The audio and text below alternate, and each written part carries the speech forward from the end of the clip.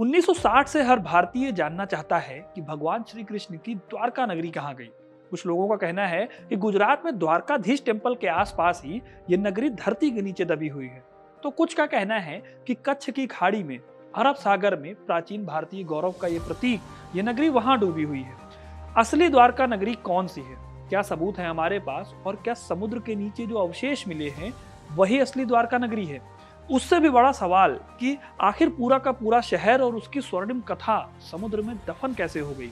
History connect में आज के वीडियो में मैं इसी सवाल का जवाब खोजूंगा, क्योंकि अपना इतिहास नहीं जानोगे तो खुद को कैसे पहचानोगे। आज जो द्वारका शहर गुजरात में पड़ता है, ये वही शहर है जो कि भगवान कृष्ण की नगरी हुआ करती थी। हालांकि फिर भी कई हिस्टोरियंस ऐसा नहीं मानते थे। उनके हिसाब से वो शहर तो कब का डूब गया था।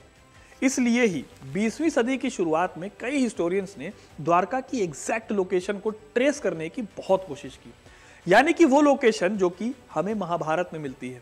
अब तब टेक्नोलॉजी उतनी अच्छी थी नहीं, इसलिए ग्रंथों में जो लिखा मिला उसी को मेन सोर्स बनाकर द्वारका को ढूंढने का काम किया गया। अब हिस्टोरियंस ने जो कुछ भी पढ़ा था उस टाइम पर, उससे अलग अलग बातें निकलकर सामने आई। कुछ हिस्टोरियंस के हिसाब से प्रेजेंट द्वारका असली द्वारका नहीं है, बल्कि असली द्वारका कहीं और है। साल 1904 में सबसे पहले एफ.ई. पारगिटर ने मार्कंडेय पुराण का ट्रांसलेशन किया और यह सजेस्ट किया कि असली द्वारका तो रैवतक पर्वत के पास मौजूद थी। यह जगह आज के जूनागढ़ में पड़ती है। उनके क्लेम को अगर आप सही मानोगे ना, तो द्वारका करीब 200 किलोमीटर दूर है आज वाली द्वारका से। फिर साल 1920 में हिस्टोरियन ए.एस. आल्टेकर ने क्लेम किया कि आज की द्वारका 1200 ईसा पूर्व से ज्यादा पुरानी नहीं होगी, और शायद जो एंशिएंट टेक्स्ट में लिखा हुआ है कि शहर डूब गया था, शायद वो सच है। लेकिन प्रेजेंट द्वारका को ही असली द्वारका मानने वाले लोग भी कम नहीं थे। साल 1943 में ए.डी. पलसाकर और 1960 में फेमस हिस्टोरियन एच.डी. संकालिया ने भी सेम बात कही थी कि बेट द्वारका का जो एरिया है वही असली द्वारका है। अब जब इतने सारे दावे थे तो सच किसे माना जाए, ये भी एक मुश्किल थी, क्योंकि ज्यादातर बातें जो ग्रंथों में लिखी हुई थी उसके आधार पर कही जा रही थी। क्योंकि प्रॉपर एविडेंस नहीं थे तो हिस्टोरियंस की बात को साबित कैसे किया जाए।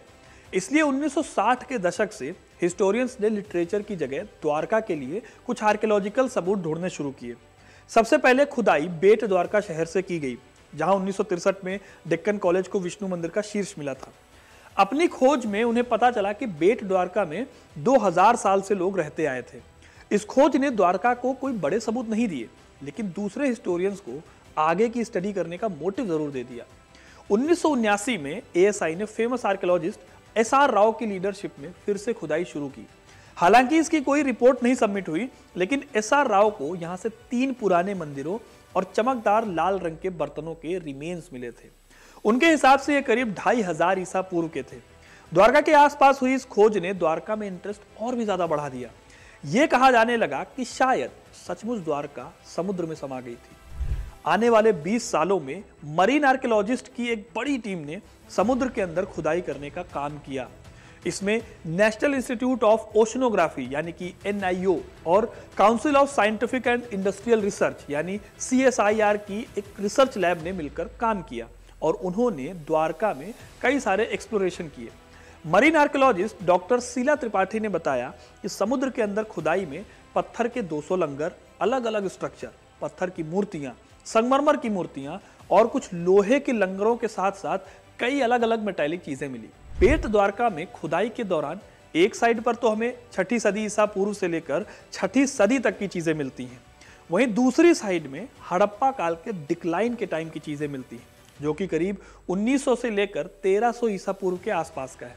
अब क्योंकि यहाँ पर जो लंगर मिलते हैं वो लेट हड़प्पन टाइम के हैं, इसलिए यह अंदाजा लगाया गया कि जो लंगर द्वारका में मिले वो भी उसी टाइम के होंगे। वैसे आपको बता दूं कि कई स्कॉलर्स लेट हड़प्पन टाइम को ही महाभारत काल भी मानते हैं, लेकिन अभी तक जितनी बातें मैंने उनसे बताई हैं उनसे अलग और उनसे सबसे ज्यादा मजबूत दावा एएसआई के डीजी आलोक त्रिपाठी ने किया। उन्होंने 2005 से 2007 के बीच एएसआई के साथ अंडर वाटर आर्कियोलॉजिकल विंग की टीम को लीड किया था। उन्होंने बताया कि अंडर वाटर मिली द्वारका की लोकेशन वही है जैसे कि हिस्टोरिकल लिटरेचर में बताई जाती है। यहाँ एक गोमती नदी है जो कि समंदर में मिल जाती है, और यहीं पर द्वारका की नगरी है।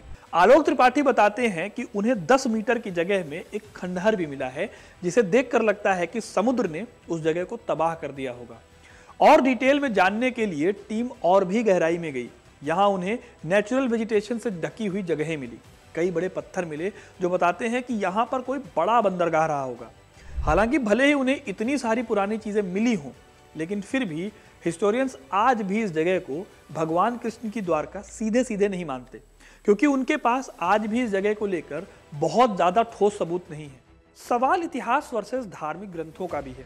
इतिहास में जो घटनाएं होती हैं उन्हें दर्ज किया जाता है। अगर धार्मिक ग्रंथों की हर घटना वास्तविक नहीं होगी, कुछ काल्पनिक पात्र, कुछ काल्पनिक स्थान और काल्पनिक बातें होंगी, तो उनका सबूत कैसे मिलेगा? इसीलिए इतिहासकारों में असली डिबेट द्वारका को लेकर ये वाली डिबेट भी है। दोस्तों, ये थी कहानी द्वारका की। आपको ये कहानी कैसी लगी हमें कमेंट करके जरूर बताइएगा।